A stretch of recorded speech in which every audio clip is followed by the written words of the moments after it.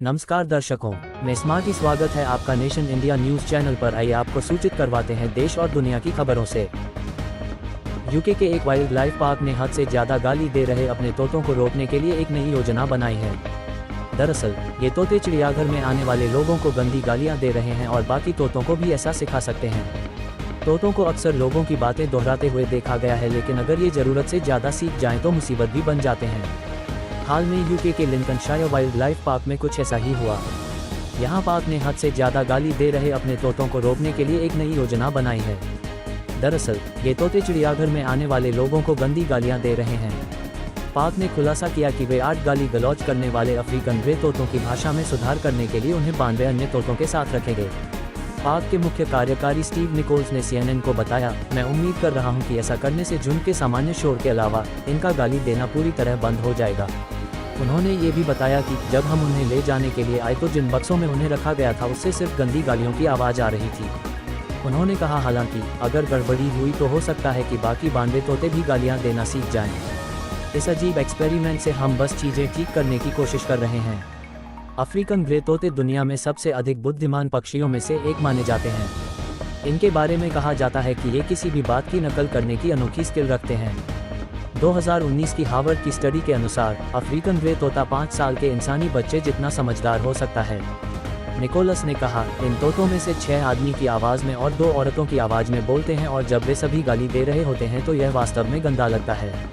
इन 8 में से 5 बिली, LC, Eric, Z और टायसन 2020 में तब चर्चा में आए थे जब चिड़ियाघर आने वालों को गाली देने के चलते इन 5 को अलग कर दिया गया था।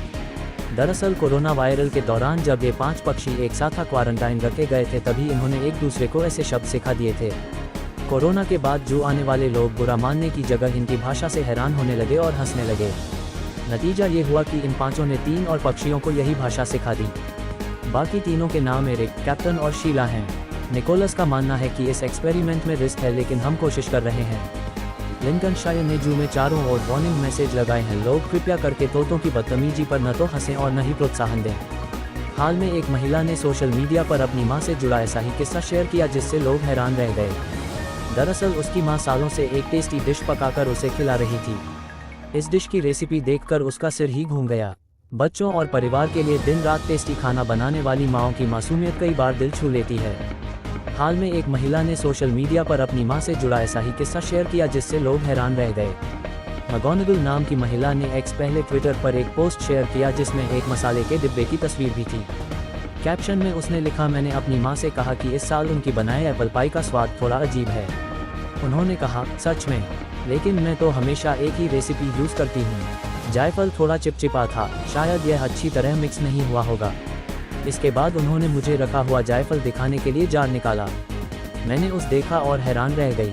मैं थोड़ा ठहरकर बोली, माँ ये 24 साल पहले एक्सपायर हो चुका है। मसाले की तस्वीर में इसकी एक्सपायरी डेट 16 दिसंबर 1999 थी और महिला की माँ अभी तक इसे यूज़ किए जा रही थी। मगोनगल ने कहा कि इसके बाद उसने घर के बाकी के मसाले खंगालने शुरू किए। उसने देखा कि इस मसाले के 30 डब्बे थे जिनमें से अब सिर्फ 6 बचे हैं और बाकी उसकी माँ ने यूज़ कर डाले हैं।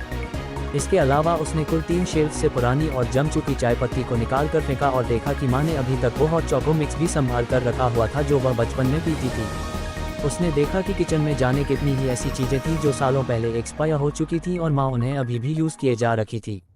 महिला के पोस्ट पर लोगों ने ढेरों कमेंट किए।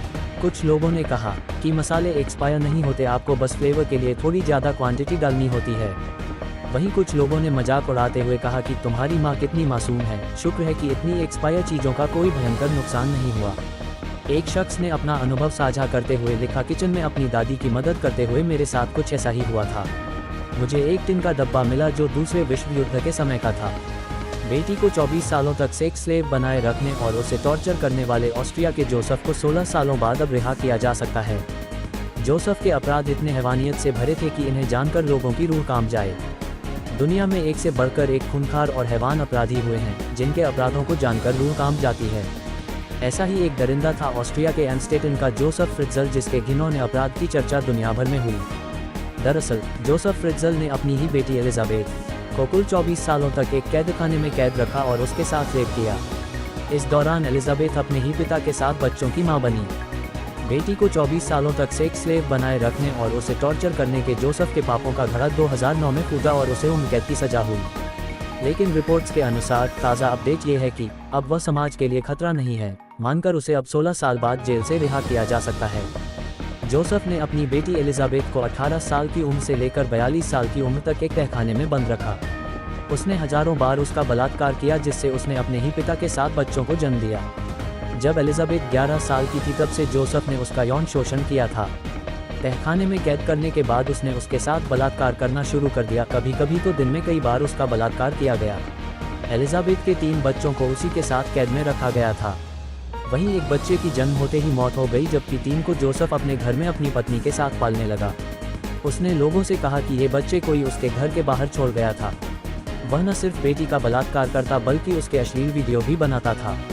कभी कभी उसके बच्चों के सामने ही वह उसका बलात्कार करता था। फ्रिट्ज़ल ने कई दिनों तक बिजली बंद करके एलिजाबेथ और उसके बच्चों को तहखाने में तड़पाया भी था। वह धमकी देता था कि अगर किसी ने यहाँ से निकलने की कोशिश की तो उन्हें इलेक्ट्रिक शॉक दिया जाएगा। जोसेफ ने एलिजाबेथ को बंदी बनाने से कई साल पहले घर और बगीचे के नीचे एक तहखाने का कंस्ट्रक्शन शुरू कर दिया था। उसने उसका आखिरी दरवाज़ा फिट करने के लिए अपनी 18 साल की बेटी एलिजाबेथ से मदद मांगी। वह जैसे ही तहखाने के पास पहुंची तो जोसेफ ने उसके मुंह पर ईथर से भीगा हुआ कपड़ा रखा और उसे तहखाने में बंद कर दिया। क्योंकि एलिजाबेथ पहले एक बार घर से भाग चुकी थी और उसकी मां ने गुमशुदगी की रिपोर्ट दर्ज कराई थी, तो समाज में फ्रिट्ज़ल की कहानी पर आसानी से विश्वास कर लिया गया, जिसमें उसने कहा था कि उसकी बेटी किसी धार्मिक संगठन में शामिल होने के लिए भाग गई है। इस कहानी के सपोर्ट करने के लिए उसने तहखाने में एलिजाबेथ से खत लिखवाए, जिनमें भागकर धार्मिक संगठन में शामिल होने की बात थी। साल 2008 में एलिजाबेथ की 19 वर्षीय बेटी कर्स्टन गंभीर रूप से बीमार हो गई। जोसेफ उसे अस्पताल ले गया तो डॉक्टरों को उसकी हालत देखकर संदेह हुआ। उन्होंने पुलिस को फ़ोन किया। पुलिस ने पहुंचकर बच्ची की मां को बुलाने के लिए कहा तो मजबूरी में जोसेफ को एलिजाबेथ को बाहर निकालना पड़ा। वह उसे झूठ बोलने को कहकर डरा धमकाकर पुलिस के आगे ले गया। पुलिस को उसकी हालत पर भी शक हुआ, लेकिन वह अपने और अपने बच्चों का जान के डर से कुछ बोलने को तैयार नहीं थी। पुलिस ने उसे अपराधी को सजा दिलाने की बात कहकर हिम्मत दी तो उसने बोला शुरू किया। उसकी कहानी सुनकर मानो लोगों को रोंगटे खड़े हो गए। पुलिस ये जानकर हैरान थी कि उसने और उसकी बेटी ने 24 सालों में पहली बार सूरज की रोशनी देखी है। इसके बाद जोसेफ कानून के हत्थे चढ़ा और उसे उम्र कैद हुई। मेट्रो यूके ने बताया कि अपनी सज़ा की शर्तों के तहत जोसेफ को इस साल पैरोल मिल सकती है और उसकी साइकिट्रिक रिपोर्ट के आधार पर उसकी रिहाई की संभावना है, क्योंकि उसकी रिपोर्ट में कहा गया है कि वह अब खतरनाक नहीं है। फ्रिट्ज़ल के वकील एस्ट्रिड वैगनर ने स्थानीय समाचार आउटलेट क्रोनन ज़ेटुन को बताया, मैं पहले से ही उसके लिए सशर्त रिहाई प्राप्त करने के प्रोसेस में हूँ। मेरे के अनुसार उन्होंने कहा अगर आवेदन स्वीकार हो गया तो वह घर जा सकेंगे। मेरे की रिपोर्ट के अनुसार एलिजाबेथ मुकदमे के बाद दिया गया नया नाम अब अपने 6 बच्चों के साथ ऑस्ट्रियाई ग्रामीण इलाके में एक अज्ञात गांव में रहती हैं। उसके बच्चों की उम्र अब 17 से 31 साल के बीच है।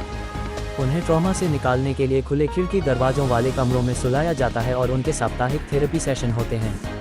आउटलेट के अनुसार 2009 में कैद से निकलने के 1 साल बाद एलिजाबेथ को थॉमस वैगनर नाम के एक शख्स से प्यार हो गया और अब वह भी उसके साथ रहता है।